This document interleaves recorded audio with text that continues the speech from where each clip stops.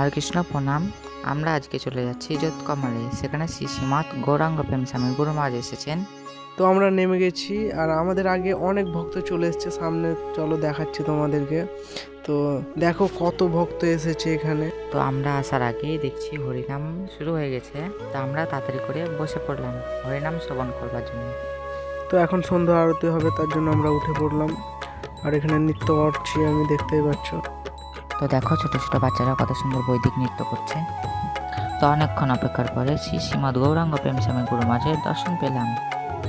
তো এবার মহারাজ ক্লাস দিবেন, তার সেই মুখ থেকে আমরা হরিকথা শ্রবণ করব। তো এবার গুরু মহারাজের ক্লাস শোনার পরে তো সকলে বসে পড়েছি প্রসাদ পাওয়ার জন্য। তো প্রসাদ পাওয়া শেষ, তো আমরা ওখান থেকে বেরিয়ে পড়েছি বাড়ির উদ্দেশ্যে।